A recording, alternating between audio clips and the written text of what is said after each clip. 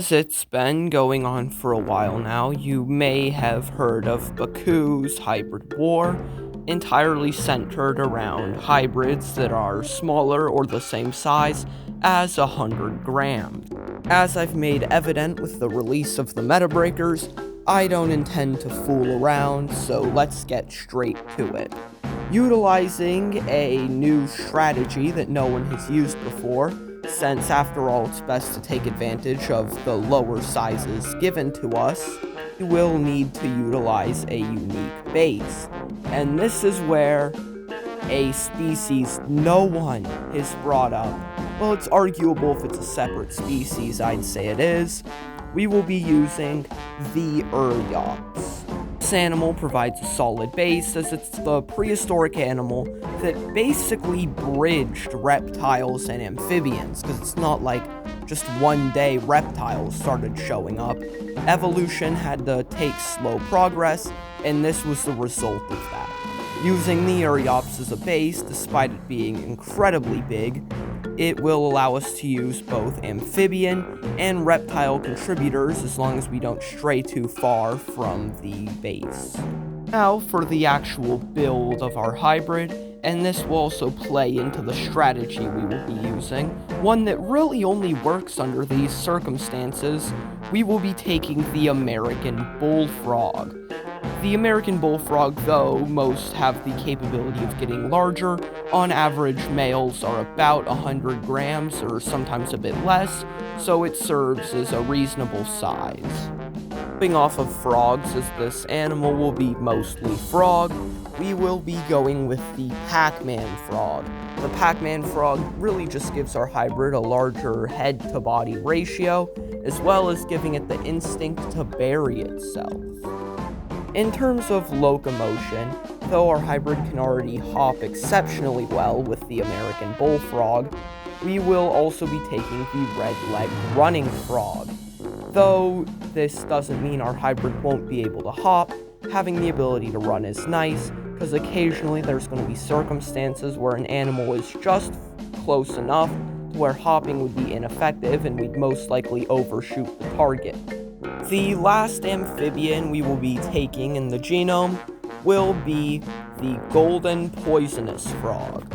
This frog basically just allows our hybrid to have great venom tolerance, as golden poison frogs have an exceptionally potent diet, eating a lot of poisonous bugs and other poisonous plants and animals, and this being in our genome will allow our hybrid's digestive system to easily process all the venoms that will be thrown our way, and maybe even just use it as a deterrent to keep animals from trying to eat our hybrid. With all of that aside, let's get to the reptiles. In terms of reptiles, we will be taking the Gila monster for its venom glands, and in these venom glands, we will be taking the black mamba's venom. We will also be taking the black mamba's black coating of the mouth. We will also be taking Burmese python for a flexible, slightly stretchy stomach, and we will be taking the horny toad for spikes on the back to protect our hybrid and give it some form of armor. We will also be modifying the teeth with crocodile monitor and giving it the ability to color change in terms of camouflage and temperature regulation with the bearded dragon. The saltwater crocodile gives our hybrid stronger back muscles, osteoderms, and of course that anti-bleed system, and a slightly stronger bite force, as we don't want to take all of its jaw muscle. And lastly, the leatherback sea turtle will be providing its mouth spines. And one more thing, the desert iguana will be providing better temperature regulation. Now, one thing you might notice is this whole video, I've been kind of beating around the bush. I brought up a unique strategy and a few other things, and kept the description of what I was taking each animal for incredibly vague, so I find it's about time I reveal to you what my plan is.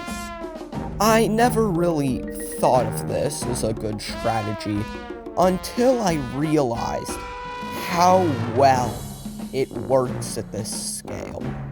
And that's where our strategy comes in, of swallowing other people's hybrids whole. That's right. With these contributors, which all these special things I'll be taking, I'll go over once more pretty quick. All these contributors will allow our hybrid to swallow others with incredible efficiency. Being able to easily take down a hybrid is basically a method of a one-hit kill. So let's get to it. I'll try to keep it quick. First things first, with the Uryops and the Bullfrog as the base, one thing you might notice about amphibian skeletons is the fact that the ribcage is practically non-existent. This is because most of their body is just stomach and flexible skin, and this will allow our hybrid to swallow things up to 80% its body size. But because of the fact that scaly skin isn't really all that stretchy, that's where the Burmese python comes in, giving us a flexible stomach that will allow us to swallow large prey. And now that you've heard this, the leatherback turtle spines might make a bit more sense, giving us protection from quills, as well as basically creating a funnel or something almost similar to a Chinese finger trap, forcing hybrids down straight into our stomach. But if they resist, that's where the Black Mamba and Gila monster come in. Now, my plan isn't to transmit this via bite, but rather something much different. Basically, when our hybrid initially makes his swallow, of course the thing he's swallowing is probably going to freak out and try to fight back. Most snakes or frogs alike that are too ambitious will usually have prey crawling out of their stomach that usually leads with both animals dead.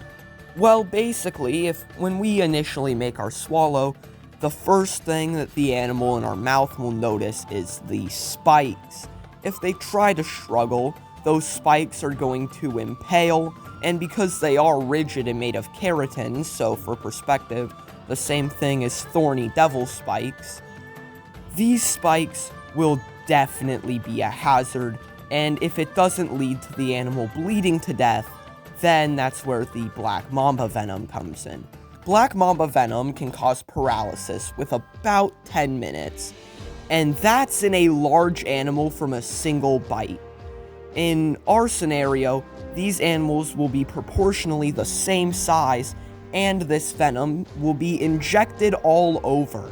The venom will rush out and immediately coat all the spines, and as the animal struggles, it will impale itself on these venom-coated spines and lead to an immediate death. Not to mention the overwhelming burn coming from the Gila monster venom that will probably put the hybrid into some sort of shock as the nervous system tries to process what's going on. Finally, this is where the crocodile monitor comes in. Now, of course, when our hybrid eats something its size, it's gonna struggle to put that down, because notice how I said 80% its body size, not 100%, because like that just doesn't work. Basically, our hybrid will begin to swallow something, as it notices that it's not going to be able to finish swallowing, and it can't spit its prey back up because of those leatherback turtle spines. It will resort to using its crocodile monitor fangs to bite its prey in half. And since the prey can't really do anything in this scenario, yeah, he doesn't have to swallow the whole thing. Those teeth will come down and saw through its prey and leave our hybrid with being able to bite off the same amount he can chew. And finally, there's our method of hunting. Now, one animal I don't think I've mentioned yet is we will be taking the chameleon. Now, you see, you might notice animals that hunt in the ground, like by burying themselves, have one of two traits. and most of these look rather the same. They either have eyes on top of their head, or eyes that are stuck in a looking up position. For example, the Arabian sand boa. Like, look at this chud. We don't want our menacing frog to look like that. So, that's where the chameleon comes in. The chameleon will allow our hybrid to have eyes that can shift upwards whenever it's hunting, and then face forwards whenever it's chasing something. And these will also allow it to keep track of hazards when fighting. Not to mention, chameleon eyes also work exceptionally well when you factor in the fact that chameleon eyes are exceptionally great at looking at moving targets, and this will allow our hybrid to coordinate when the best time to make the swallow is. And saltwater crocodile also provides a little something, as if you notice, crocodiles are incredibly patient hunters, usually waiting for their prey to come to them, just sitting still in areas where there's lots of food or fish. And our hybrid will do something similar, basically just sitting in the sand with its eyes pointed upwards, occasionally shifting, looking for prey. Then when something gets close enough, it'll make its leap and try to run for its prey. And also, just because of the fact that we are in a sandy environment, and something I wanted to point out, our frog having large webbed feet should allow it to traverse the sand a bit easier, allowing us to pursue other opponents. Well, I won't keep you waiting anymore. So with this, I present, with the name inspired by a boss from Legends of Zelda Ocarina of Time, I present King Dodongo. King Dodongo is just under 100 grams, and has a bite force of about 600 Newton. He can, while hopping, travel about 10 miles an hour, and then slightly slower while running. He has roughly the same proportions as a bullfrog, with a slightly longer head, and I'll throw it into the stats since I feel it's important. As previously mentioned, he can swallow things up to 80% his body size. In terms of battle strategy, he doesn't have to immediately resort to the consumption of his prey, as he's still a pretty good fighter, having the claws of the monitor lizards in his genome, and having a powerful bite force as well as some of the back muscles from the saltwater crocodile, allowing him to easily grab and sling around his prey like a rag doll. And then when he's finally done, maybe consume them if he feels he just needs that boost of energy. The color shifting from the bearded dragon allows him to maintain his temperature, while also camouflage exceptionally well within the sand, and chameleon eyes allow him to see almost anything above him and keep laser-locked vision on his prey while pursuing them. And of course, in the case that he needs to do some intimidation tactics, he can easily shift his color to his dark black and green color scheme, courtesy of King Dodongo's design, and because of Bearded Dragon, though bearded dragons mostly use their color for camouflage, they will shift to dark black or reds when they're trying to intimidate, so this works quite well.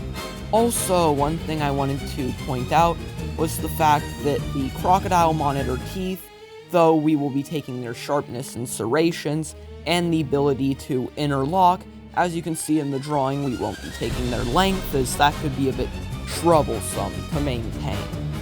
Also, if it hasn't been made evident, this guy will be getting sent to Bacuh's desert sector, as I feel that there's not too much going on there, and we definitely need to shake things up a little. Well, I hope with the high bar set by the meta breakers, that this matched your expectations you had, and with that, like, subscribe, and hopefully I'll see you later.